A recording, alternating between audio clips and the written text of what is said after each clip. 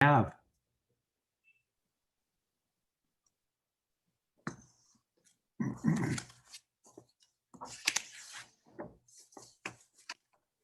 Tim, it's good to see you. You too, Tom. It's almost like you're in our showroom. I know it is, isn't it? I should have done that. It's there's so much good photography that our industry produces. It's fun to play with. I'm gonna have to find out how you do that. Oh, I'll walk you through it. It's so simple. Okay, I'm gonna add my last name to this. Okay. Oh. All right, I'm assuming I sent Richard a text.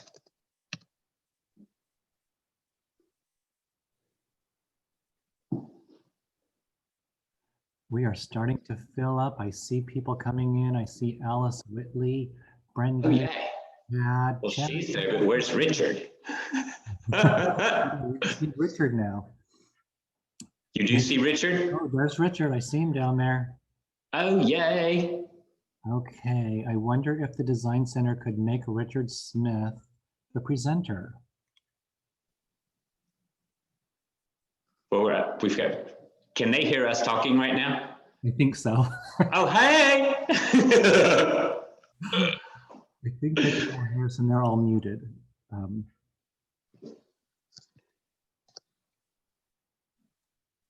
Hello. Richard, you're there. Welcome. I know, I've been here for ages. I've been trying to get in. Oh, Hey, Richard. You didn't knock loud enough. How are you?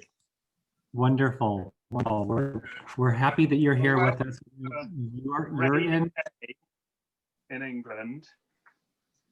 How are you both doing? Is it rainy in Seattle as well?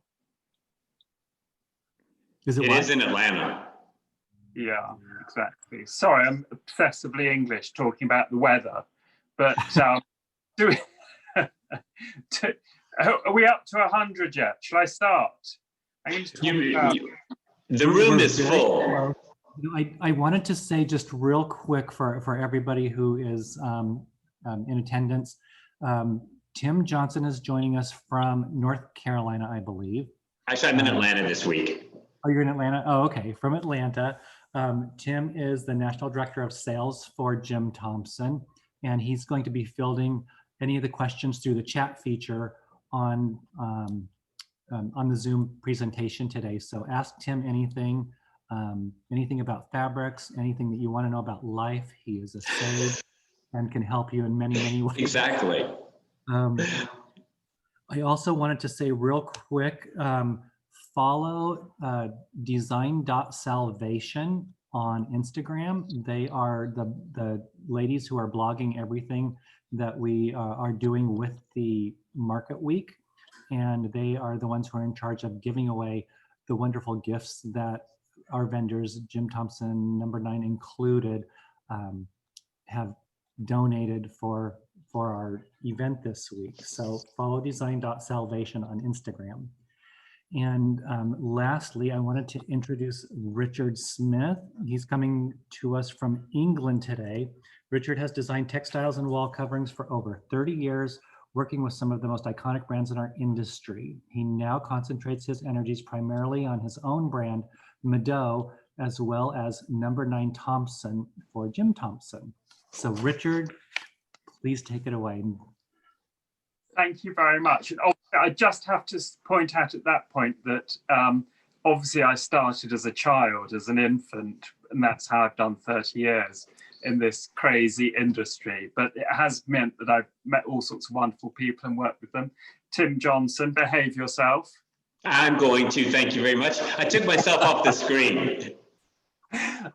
I called the latest collection Animal Magic. I realized that throughout the Number 9 collection, which I've been doing for 15 years now, I've often looked at animals for inspiration. So I thought I'd show some sketchbooks and some of our favorite designs and talk about how they progressed and how they all these animals started to come into the collection. And I think the first really proper animal introduction was from the Dynasty collection, which was with this design Enter the Dragons, and looks particularly good the right way around. We'll show it like that. And I love doing this design because I've always loved all those Chinese embroideries and brocades, but I wanted to do something that had this sort of friendly feel. This is one of the many references, and this is actually the jumping off point for my colouring here. You have a look at that and have a look at that, and you think, well, Richard, you're obviously colourblind. They're nothing like the two. But it's interesting how, you know, the blue and the gold with the pop of the red in the original, maybe think about that. But, you know, I've got endless references of these fine weaves and embroideries. But I wanted, as I say, to do something light-hearted and fun. And it's great and very poignant to show this today because a lot of what you will have seen your latest issue of Veranda, which came out. Have you got it yet there? I mean, I'm not trying to pretend that I'm ahead of the curve, but I'm sure you've seen it on Instagram. But there's a wonderful project, and you'll see those curtains and the ottoman on the bottom right-hand corner are all with this colorway of Enter the Dragons, and I love it on that apple green background. That's a wonderful project by Cheeky Woolworth, or should I say Shiki. And I love the fact that they called this well, they haven't called it the 1980s issue, but they have referenced it. And the cover resurrects Dynasty era glamour. So I thought that was a very poignant thing to show. So we had, so that was, people really responded to sort of this sort of starting to introduce these animals. So the next thing I did was the Fantasy Island collection. And you'll see that someone's had a go at this, but it was the only piece I had in my archive. But these wonderful large scale fish, and I'm probably going to be got onto the Trade Descriptions Act because they're not strictly animals, but you'll see fish, birds, and animals feature heavily. And again, it has that sort of watercolor effect that I do from my original artwork, which again, I think gives sort of a bit of humor and life and fun to the collection. In that same collection, which I've just revisited in the latest one we've launched, Animal Magic, was Zebra. And it's based on the markings of a tropical fish, but it really has the feel of those, obviously an animal print. And I love that watercolory effect that's achieved there. And you'll see that in this latest collection, Animal Magic, we're not only feature animals, but also there are things like this design here, which is called Jungle Music. And you're probably looking at it and thinking, well, it's a whole load of zigzags and blobs and triangles. But I just think it sort of had an abstract idea of animal markings, the sort of the way they fit together and the way that camouflage works in the wild to distract the hunter from its prey. Gosh, it's all very meaningful, isn't it? So slipped up there. But then Indoor Garden was the next one. So we have Wedding Parade, which is great fun to do. I've always loved these Indian miniature paintings. I mean, even to get these books, to take inspiration from the colors, the color combinations in there, it's just so fabulous. I love that charcoal with the dirty mint green and the pops of the orange and red, absolutely stunning, and could be applied to any room or interior you're doing. But so much reference in these miniature paintings. Again, wonderful colors and these really beautiful. I love that color combination, the horses on that really wonderful pistachio green. I mean, yeah, that's totally fine. We can take a side chair in the showroom and help them out. And here we have some birds and horses there. So that was the picture I was getting when I was had the idea of the design, and I'll just show finally there is this wonderful Indian miniature showing the marriage celebrations, which I thought it was just such a fabulous image, and it had so much color and movement in it that's what I wanted to create with this. This is actually a colorway that we've just reintroduced in the 8 favorites collection, or it might have been called 9 favorites, I can't remember, 2 years ago. We showed it. We also did it as a wallpaper as well. You'll see there from the brochure. And this is one of my original sketches for the design, when I was starting to sort of paint in the people and the animals. I love, this is my favorite, this greyhound who's got this leopard print coat on, very Jackie Collins, and then his friend is walking along there. You'll see those in the final design.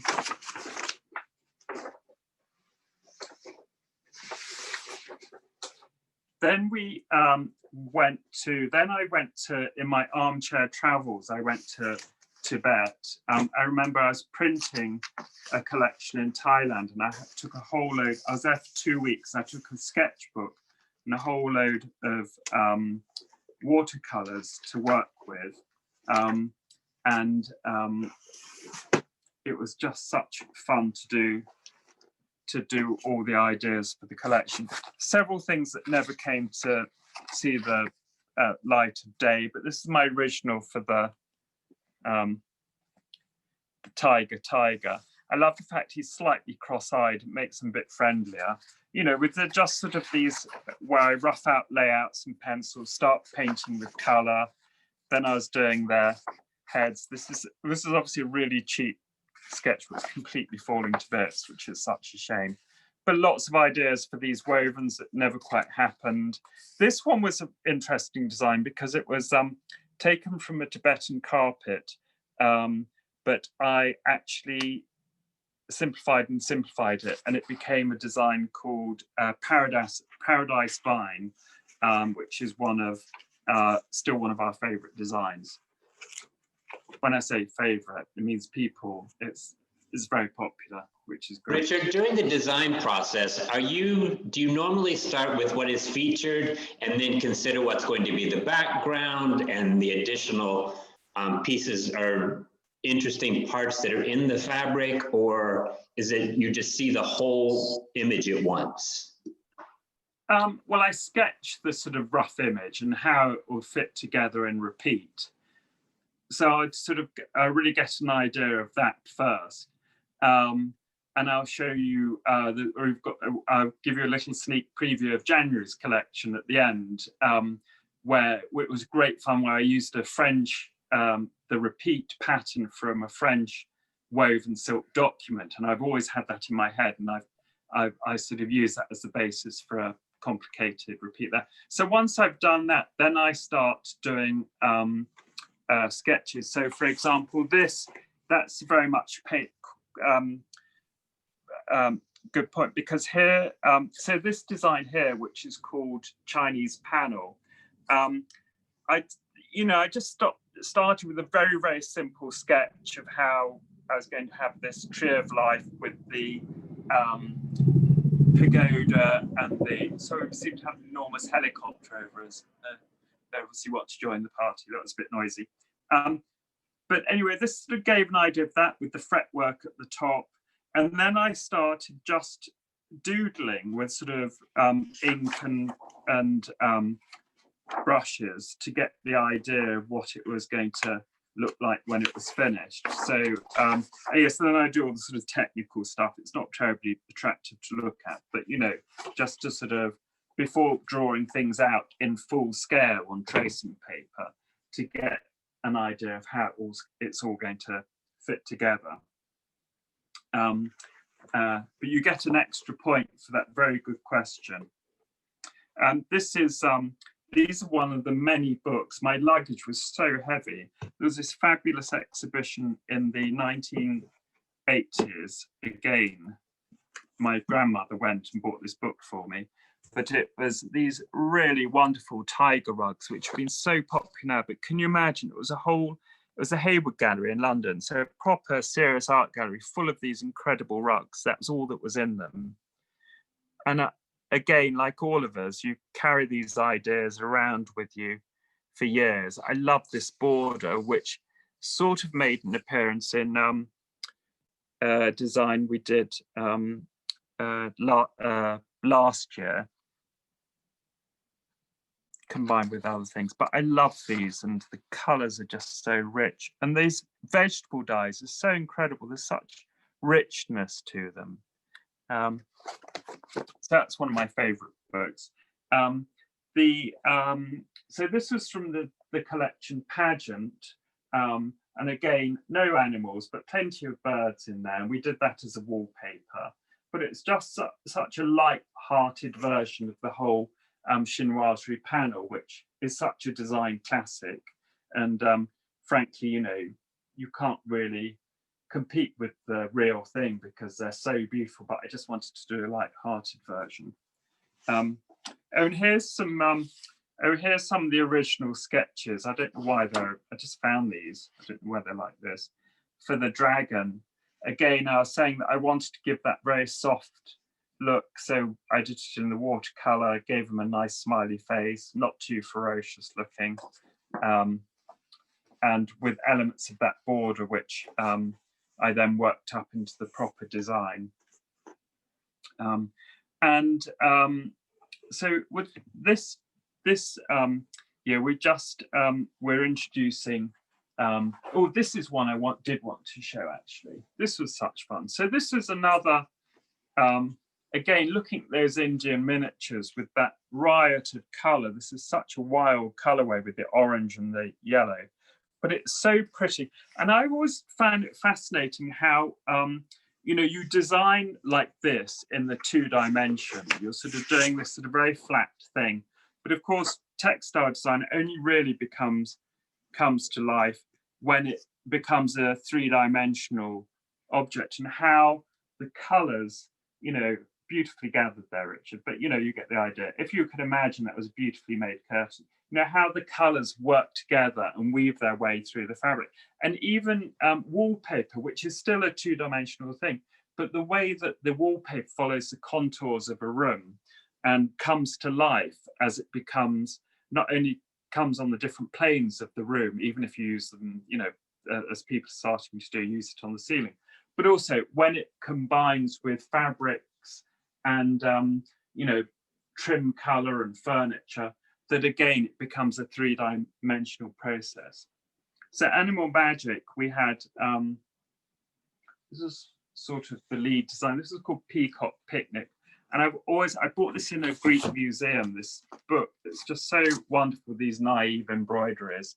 And I've always loved the idea of these sort of very naive peacock. And they sort of, my rather bad version of them made their way into this design. But it really makes me laugh because it's oversized and they look very funny, unless you're one of the little insects that they're going to sort of have for tea, and wasps and well, not wasps, butterflies and moths and things.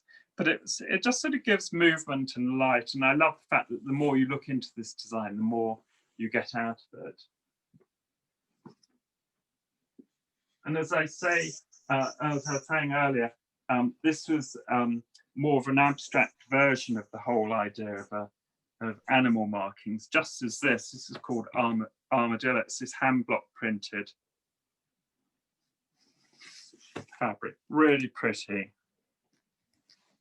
Just make really wonderful blinds, but it has that feeling of those sort of animal markings, animal skin. This is, oh, I printed off a bit of, I'm just going to get something, if you just excuse me. Not a cup of tea, but oh no, I think where it is.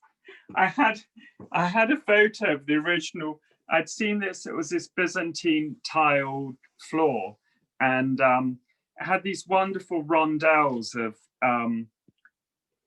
tiles, making these rondelles and repeat. And it gave. And again, I've had it hanging around for ages. I saw it in a French cathedral, and so I used that idea and then put the zebra, and it's called Zebra Party. Is it? Zebra Party. Sorry, just translate for you. Well, they're close to Canada, so they call it zebra as well. Anyway, but it's just sort of, again, it makes it's lovely because it's just sort of a two-colored design, but you know, again, when you look more closely at it, you get these sort of fun motifs and things. This is actually really lovely because it was it's a jacquard fabric, so it's really, really soft, so it's dual purpose, and it's it just has the feeling of has all the detail of a print. It's on a very, very fine warp. This, I came across the sketch just earlier for this. So this is so if that's Zebra Party, this should have been really called Cat Party or something. Is it called Wild Thing? No, I think I've used. Oh, I know what it's called. Can anyone tell me what it's called? Cat's pajamas. Thank you so much. I'm just checking you're still there and you're not checking your mobile for, you know, text. I'm cruising Instagram. And it's and this was again it was great fun to do, and also I love the fact it's just that sort of you know, they're just sort of these very stylized leopards and tigers and things. And I'd actually done a print version of this years and years ago. I mean, for one of the, I think like the third collection for a children's collection with all these wildcats all hanging out together with their different markings. And it never really, the project never really happened. And I'd hate you to think I'm rehashing old designs, but you know, I'd started doing these sketches in this sketchbook, and then I remembered this, and so it was very nice to reinvent it as this really beautifully soft weave. It has the most lovely texture, and it's the same quality that we have on for several designs, none of which I can remember the name of, but it's a really beautiful quality. So this is when I started sketching things out.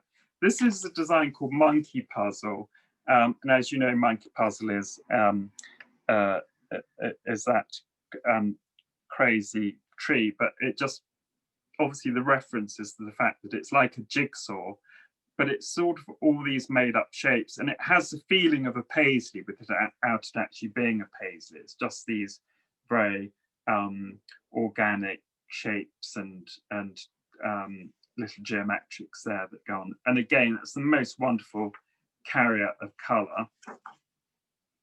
These were the markings from the Tibetan tiger rugs, which I revisited again, which became the design snake dance.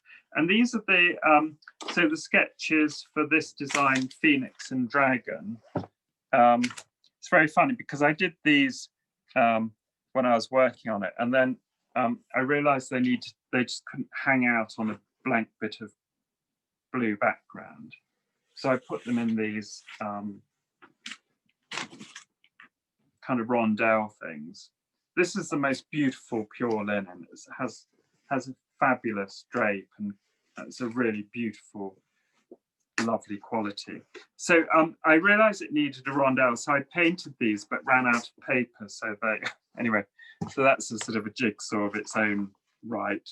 But anyway, all these sort of sketchbooks are so good to have because, you know, you just sort of keep on revisiting them. And there's all sorts of stuff that's worthy of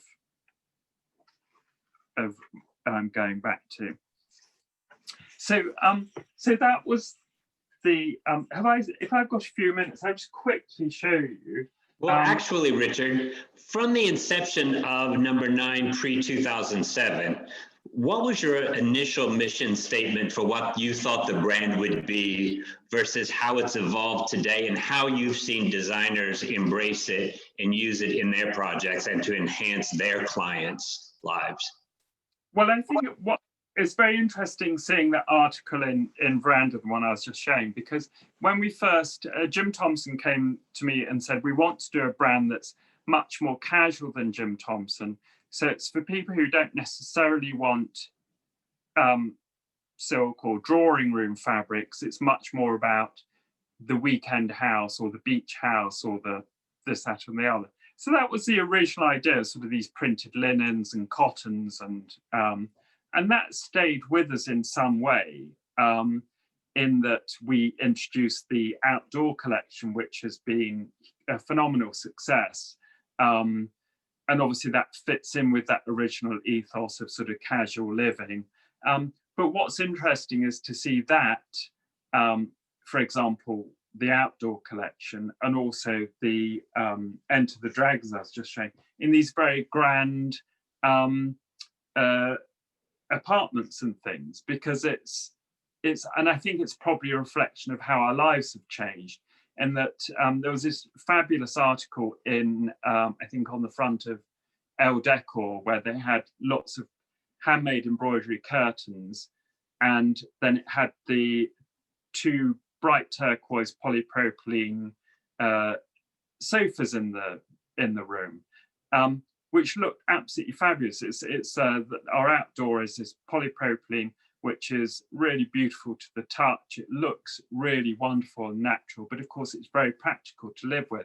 And so I think it's interesting to see designers combining something so practical for a sofa with these very, very other smart fabrics.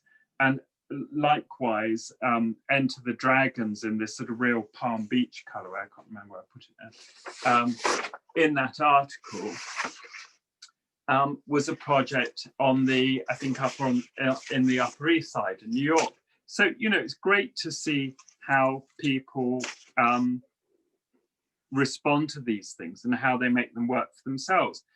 You know, it's because these fabrics, you know, when we're, you know, obviously I design them and have ideas about how they might be used, but it's only when people actually take them off, we send them a bolt of it and they start mixing it with other things, as I was saying earlier, that it really becomes alive, because that's when it takes on a character of its own.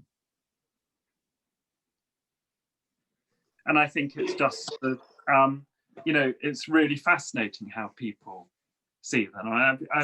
You know, it's very nice because we now get a lot of the fabrics featured in press, and so, you know, published, and it's interesting to see what people do with different things.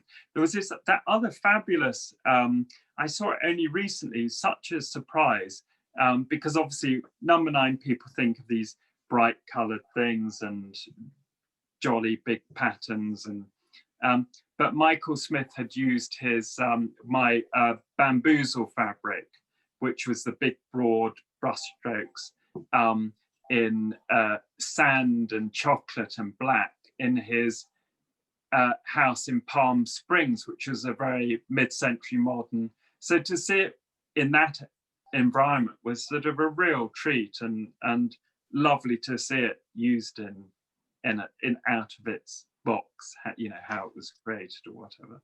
When you were designing these fabrics, somewhere in the recesses of your mind, are you thinking where a designer might use them, or are you just creating these fabulous fabrics, throwing them out to the world and letting them and embrace them? I don't, you know, obviously you look at things and say, well, you know, that scale would look wonderful on a sofa bar, and you know, that sort of thing.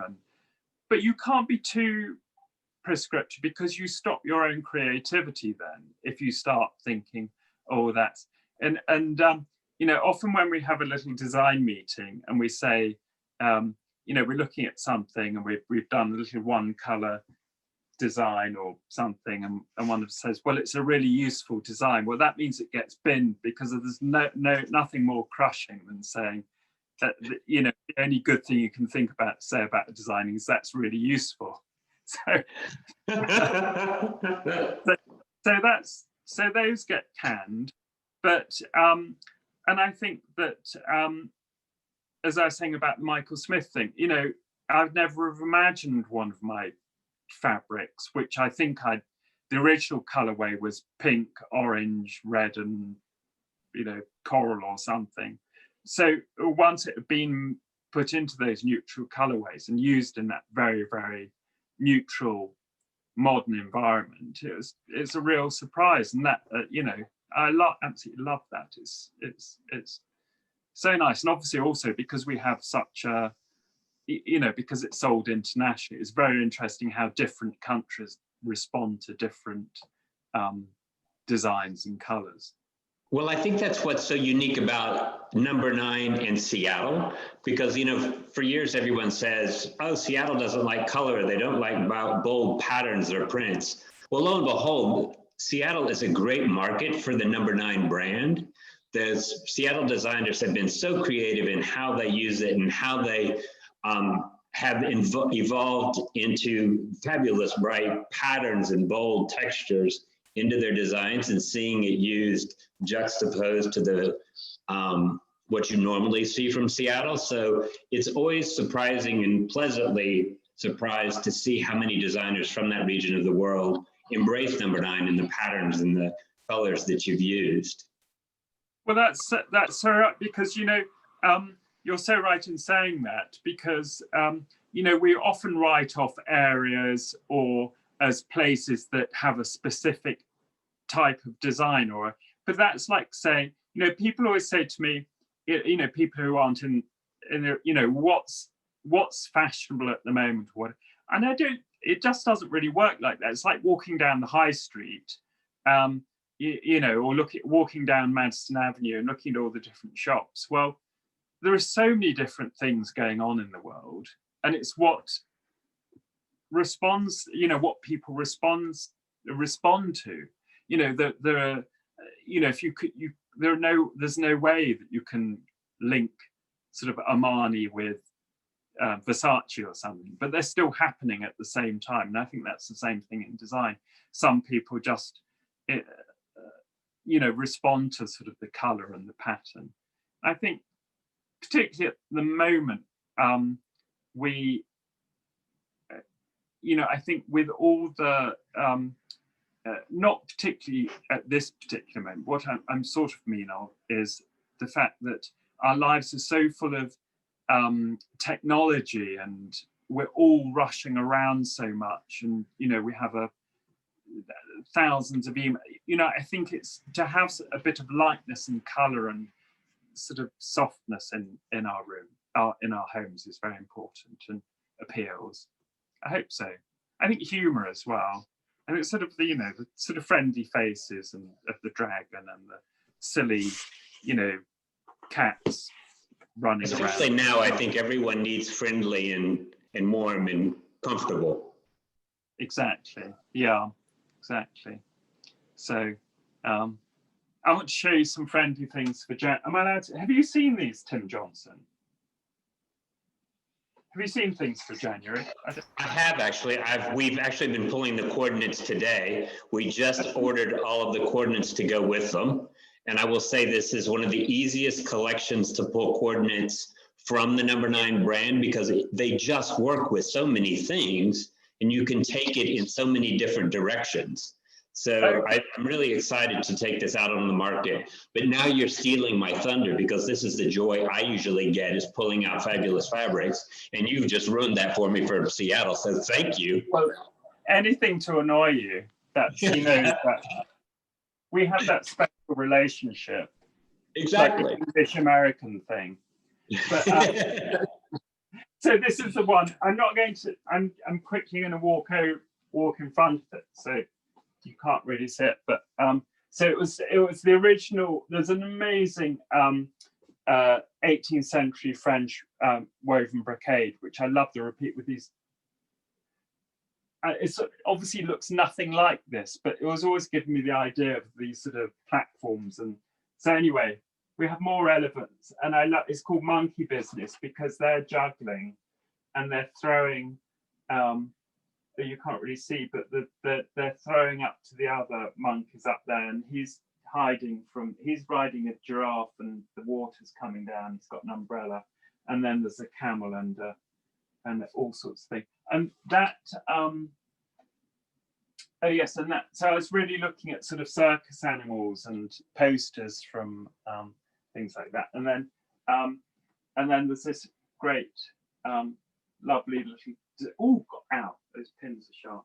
And so then there's this sort of wild cat thing, which is in these bamboo things. So anyway, so that's really brief. You can't see any more. There are many more designs. It's a very lovely collection. And we were meant to be doing the photo shoot on Monday, which is my way of working with the fabrics and learning how they all work together. Because as you say, Tim, it's so important to see how, not only how they work together in the collection, but also how they work with the rest of the brand. Because, you know, people don't always decorate a room all together. So it's great to be able to pick out something from a new collection and work it in a room that has obviously number 9 wallpaper in it already, for example. So anyway, that's sadly being postponed for current. Anyway, you'll get a brochure by January, and I'm really looking forward to it because it's very fun, but it's, as you say, it's very versatile as a collection. So we just had someone ask how to get a brochure. So I'm happy to hear that will be coming for the new collections. Yes, and I think all our brochures are on the web. All the previous ones are uploaded on the number 9 website, aren't they? They are, exactly. number9thompson.com. Yes, exactly.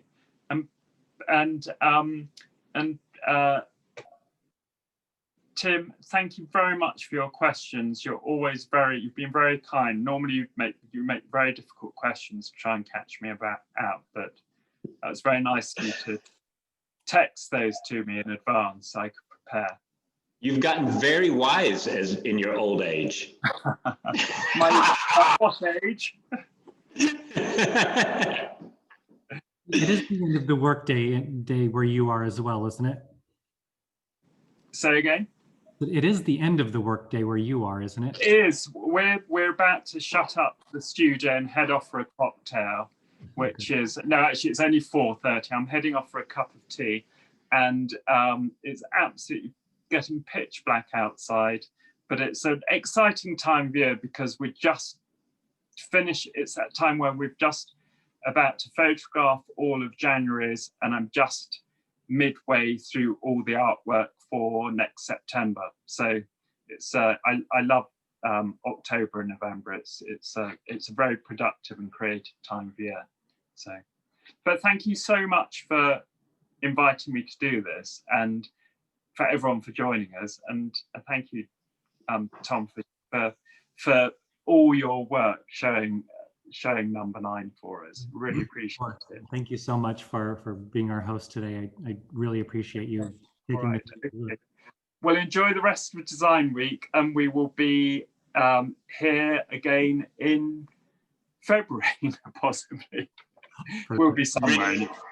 Richard, thank you so much for participating today. We really appreciate it. It's always a pleasure to see you, even though you're on the other side of the world or across the pond. Seattle Design Center, thank you so much for hosting this and inviting us to participate. And especially thank you to Tremel Gagne and Tom and the wonderful staff that you have there. It's just a spectacular group of people to work with. It's such a pleasure. So thank you all so much. And thank you all of the designers and participants that have joined us today. We truly appreciate your business past and future. Thank you so much. If there's anything we can help with, let us know. And again, have a fantastic afternoon, and thank you so much for allowing us to be a part of this. Richard, we do have another question though. Yes. But it's actually, well, I hate to read this one because it's a compliment. It says, such a treat to start the day with Richard's talent. Thank you. So there you go. That's my Oh, one night. how nice. What a nice way to end. I know that was my mother that sent that in, but that was, but thanks for reading that. If there is any other questions before Richard goes, can you please let me know? If not, I'm always available to help in any way I can. So actually, thank you so much. I think that's it.